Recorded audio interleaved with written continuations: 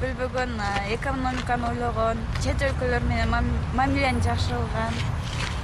Жана келечекте Кыргызстанды көптөгөн ийгиликтерге жетиштирип, кийин ошол дүйнөдөгү эң кооз мамлекеттердин катарына Кыргызстанды киргизүүгө умтулган президенттерден болот. İştin yayın bilgen, gözün bilgen, elge kıramdı cevegen işbegen, korrupsiyadan alыс oldu.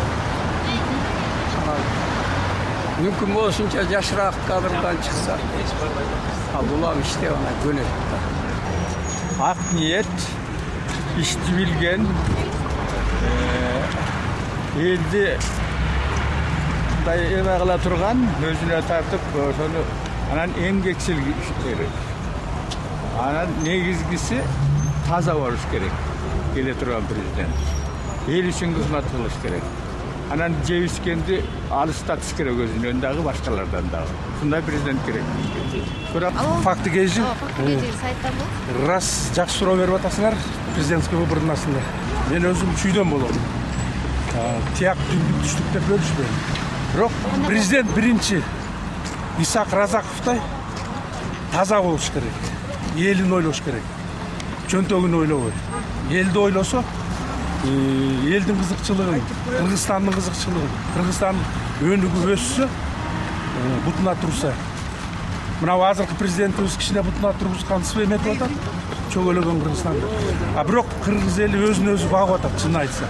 Ар ким эле мамлекет азырынча бир жаранды бага элек али. Бул президент эгер болсо, биринчи очередь бул чиновниктердин санын азайтыш керек. Эң жок дегенде эле 5 эсе. Эми назар мондай суукта туруп, анан берде 2 жыл, 5 жыл турсаң, бүт денеңе суук тиет. Коллега, оор инвалид болуп каласың. Бизге мен оюм боюнча Кыргызстан ойлогон, элин ойлогон. Алдын жұрттың тоқтатып, елді ойлауы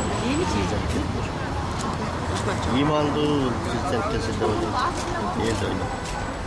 Бұл елін өзі бағалап таңдап қойса керек ем шайлағанда.